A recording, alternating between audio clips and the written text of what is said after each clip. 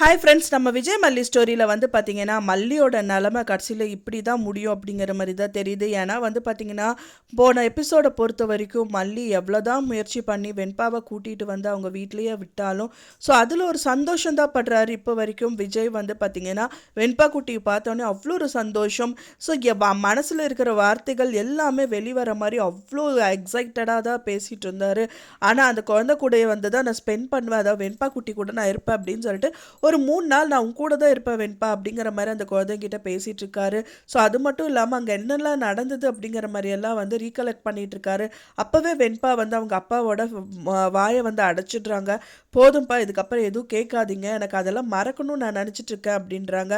So ஃபைனலாக மல்லியை வந்து கூட்டிகிட்டு வந்து அவங்க பெட்லேயே படுக்க வைக்கிறாங்க. ஸோ அதுக்கப்புறம் நடு ஜாமத்தில் அவங்களுக்கே தெரியாமல் எந்திரிச்சு கத்துறாங்க அப்படிங்கிற மாதிரி நிறைய விஷயங்கள் போகுது.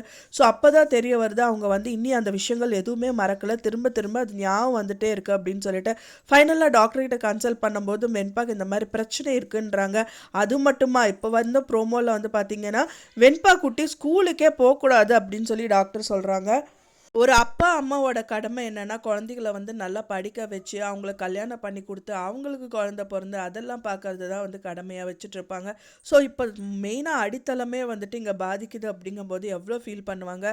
ஸோ அதுதான் இப்போ வந்து சீரியலில் வந்து காமிக்க போகிறாங்க. ஏன்னா வந்து வெண்பா குட்டிக்கு வந்து ரொம்ப சிவியராக வந்துட்டு அந்த பிரெயினில் பிரச்சனை வந்திருக்கு. அதுக்கு காரணமே அந்த ஊசி தான் அப்படின்றாங்க. ஸோ கடத்தப்பட்டவங்க ஒரு ஊசி போட்டாங்க இல்லையா, ஸோ அதுதான் வெண்பாக்கு வந்து பிரச்சனையாக வந்திருக்கு. ஸோ வெண்பா வந்து அடிக்கடி ஏதாவது நினச்சிட்டே இருந்தாங்க அப்படிங்கும்போது அது மூளையை பாதிக்கும் அப்படிங்கிற மாதிரி இருக்கிறதுனால இப்போது அடிக்கடி வந்து ஃபிக்ஸ் வர்றதுனால ஸ்கூலுக்கு அனுப்பாதீங்க அப்படிங்கிற மாதிரி டாக்டர் வந்து மல்லிகிட்டையும் விஜய்கிட்டையும் சொல்லியிருக்காங்க. அதை கேட்டவனே விஜய்க்கு தூக்கி வாரி போட்டுருச்சு. என்ன இந்த அளவுக்கு பிரச்சனையா அப்படிங்கிற மாதிரி தான் வந்து விஜய்க்கு தெரியுது. ஸோ அந்த வெண்பா குட்டி கிடைச்சும் வந்து அவங்களுக்கு ஒரு நிம்மதி இல்லாத ஒரு வாழ்க்கையை நோக்கி போயிட்டு இருக்காங்க.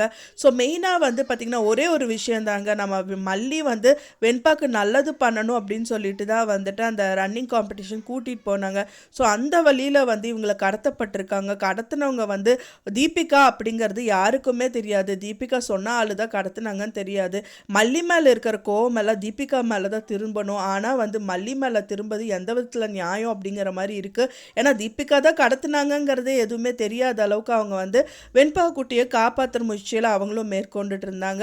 ஸோ இந்த விஷயம் மட்டும் தீபிகா தான் அப்படின்னு தெரிஞ்சிச்சு அப்படின்னா ஃபுல் கோவம் தீபிகா மேலே தான் போகும். ஸோ கண்டிப்பாக விஜய் வந்து அவங்கள போய் வெளுத்து வாங்கிடுவாங்க. ஸோ அது மட்டும் ஏன் நீ தெரியாமல் இருக்குது சீரியலில் அப்படிங்கிற மாதிரி இருக்குது. இப்போ ஒன்றுமே தெரியாத மாதிரி குழந்தைய காப்பாற்றி மல்லிகிட்ட சாரி கேட்டு இந்த மாதிரி விஷயங்கள் எல்லாமே இந்த தீபிகா பண்ணியிருக்காங்க. அதனால அவங்களுக்கு டோட்டலாக ஹைட் ஆயிடுச்சு. இப்போ மல்லி தான் வந்து டோட்டலாக மாட்டியிருக்காங்க. அப்படிங்கிறனால மல்லியை போட்டு தாக்குன்னு தாக்கிட்டு இருக்காங்க. இப்போ அந்த பெட்டில் படுக்கிற கூட மல்லி வந்து தயங்கி தான் போய் படுக்கிறாங்க. ஸோ வேறு வழி இல்லாமல் ஸோ வெண்பா குட்டியோட நிலமை தான் என்ன ஆக போகுது அப்படின்றது தெரியல. ஸோ இதுக்கப்புறம் வந்து பார்த்திங்கன்னா பிரெயினில் ஆப்ரேஷன் பண்ணணுங்கிற மாதிரி இருக்கும். ஸோ அதுக்கப்புறம் விஜயும் மல்லியும் வந்துட்டு எந்த அளவுக்கு அது பண்ணி முடிப்பாங்க அப்படிங்கிற மாதிரி நிறைய விஷயங்கள் போயிட்டுருக்கு. ஸோ அதுக்கு முன்னாடியே வந்து பார்த்திங்கன்னா ராஜி ஒரு பக்கம், நிஷா ஒரு பக்கம்னு அவங்களும் ஒரு டார்ச்சல் வந்து மல்லியை வந்து டார்ச்சல் பண்ணிட்டு இருக்காங்க. வெண்பா குட்டி எங்கிட்டே அனுப்பி வைங்கன்னு சொல்லிட்டு நிஷாவும் வந்துட்டு அவங்க ஒரு சைடில் வந்து இத்தனை நாள் வராதவங்க அவங்களும் வந்துட்டு இந்த மாதிரி பண்ணிட்டு இருக்காங்க.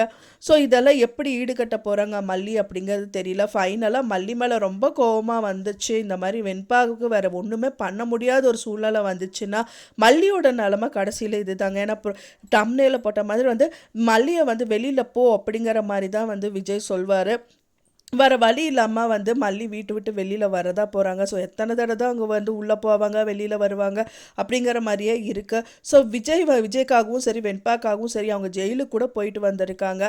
இப்போ வீட்டுக்கும் வந்து போக முடியாத ஒரு சூழ்நிலையில் தள்ளப்படுவாங்கங்கிற மாதிரி தோணுது. ஸோ வெயிட் பண்ணி பார்க்கலாம் ஃப்ரெண்ட்ஸ், என்ன தான் நடக்க போகுது, நீங்கள் என்ன நினைக்கிறீங்க அப்படின்னு சொல்லிட்டு உங்களோட கருத்துக்களை மறக்காமல் எனக்கு கமெண்ட்டில் ஷேர் பண்ணுங்கள். நான் சொன்ன இந்த தகவல் உங்களுக்கு பிடிச்சிருந்தா ஃப்ரெண்ட்ஸ் மறக்காமல் லைக் பண்ணுங்கள், ஷேர் பண்ணுங்கள், கமெண்ட் பண்ணுங்கள், சப்ஸ்கிரைப் பண்ணுங்கள். மேலும் இன்னொரு சீரியல் அப்டேட்டோட நெக்ஸ்ட் மீட் பண்ணுறேன்.